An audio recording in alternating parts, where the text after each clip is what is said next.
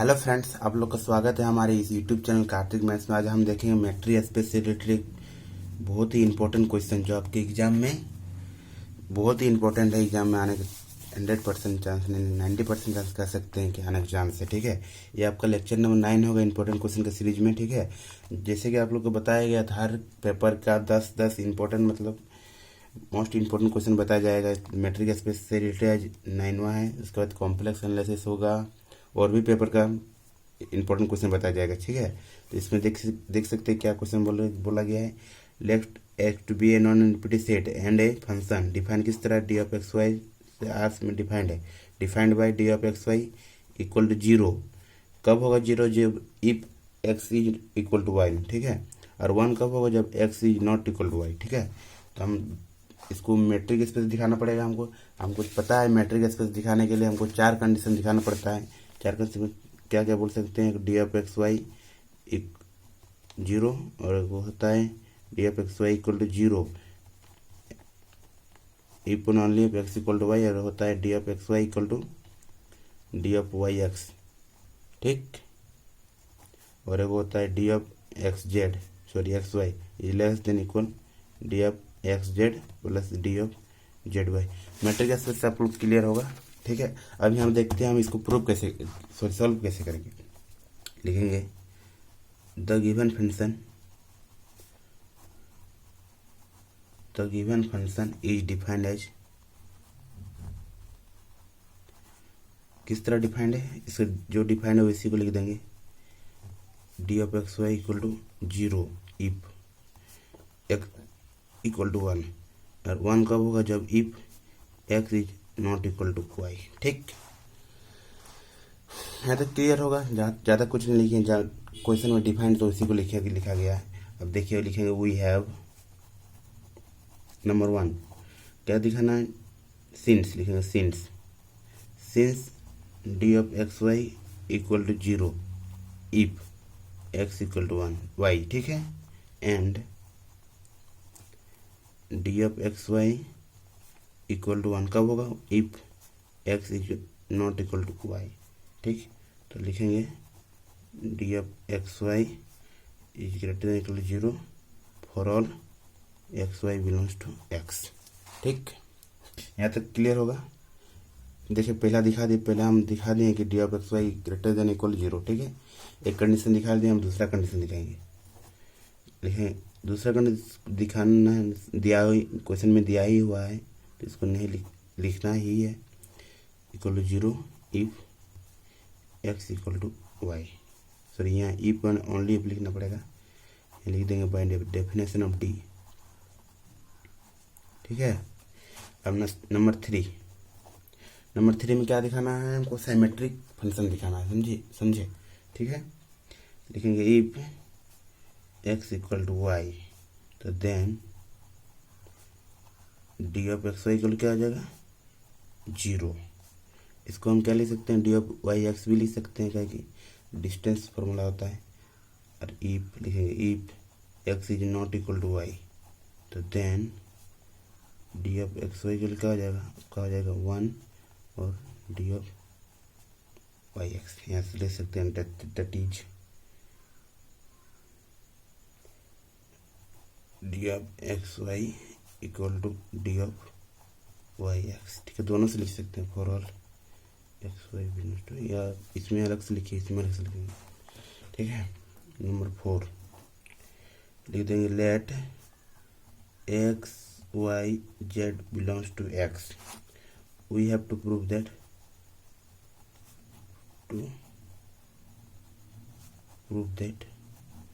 Prove क्या करना है? प्रूव करना है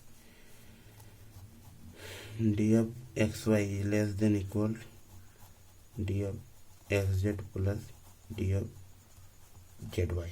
ठीक है, तब केस 1 लिख के चलेंगे। इसमें केस 2 होगा। केस 1 में क्या बोल रहा है? When x equal to y लेके चलते हैं। ठीक है,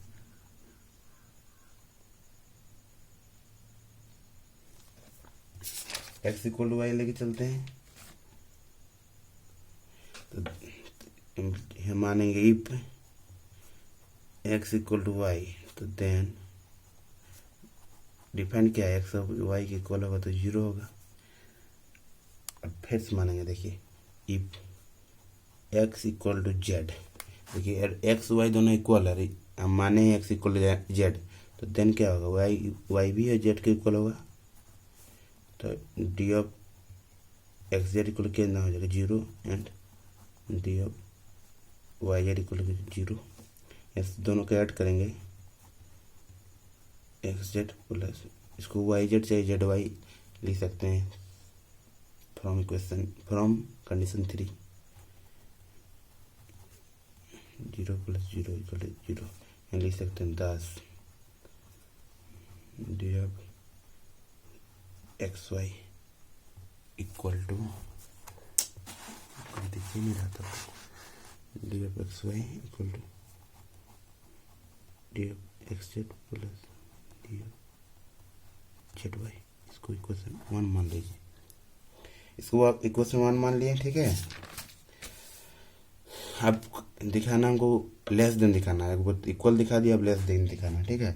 अब लिखेंगे if x is not equal to Z, तो देन जब एक्स जेड के इक्वल नहीं है तो वाई के भी इक्वल नहीं होगा, यहाँ से लिख सकते हैं x z equal to 1 and D of Y z equal to 1, ठीक। अब दोनों को ऐड करेंगे, d of x z plus d of z y equal to 1 + 1 equal to 2। अब यहाँ देख सकते हैं उसमें 0 आया, इसमें डी ऑफ एक्स वाई का वैल्यू 0 आया, इसमें 2 आया, लिख सकते हैं less than D of x z plus d of z y, equation 2 मान लीजिए इसका, लिखिए फ्रॉम इक्वेशन 1 एंड 2, क्या कर सकते हैं फ्रॉम इक्वेशन 1 एंड 2 से, d of x y is less than equal d of x z plus d of z y, ये हो गया। अब देखिए केस 2, केस 2 में क्या देखना है, when x is not equal to y, ठीक है। तो देन क्या कर सकते हैं, then D of x Y equal to 1, अब लिख सकते हैं when x equal to z, जब एक्स जेड के इक्वल है तो then y is not equal to Z, तो डी ऑफ एक्स जेड कितना हो जाएगा आपका, हो जाएगा 0 and D of Y z हो जाएगा 1, ठीक है।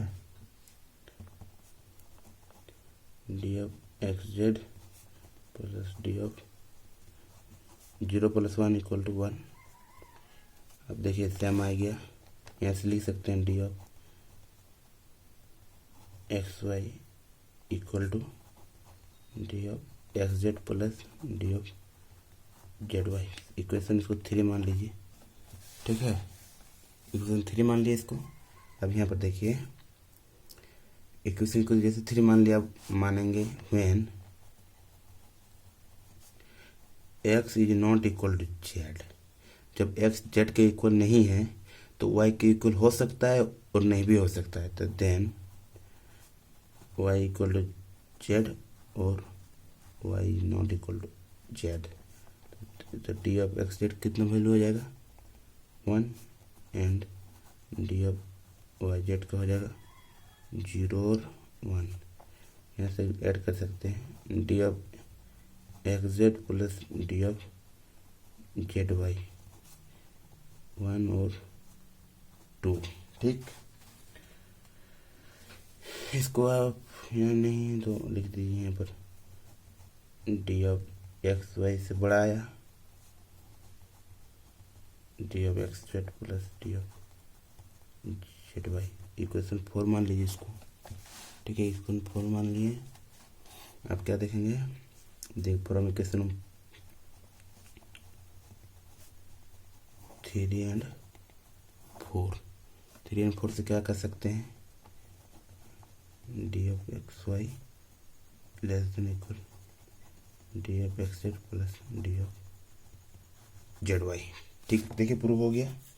यहाँ पर आप लिख सकते हैं for all x y z belongs to x. ठीक है, हमें लास्ट में लिख देंगे 10 all condition, 10 all 4 properties are satisfied, hence D is metric space on X, hence and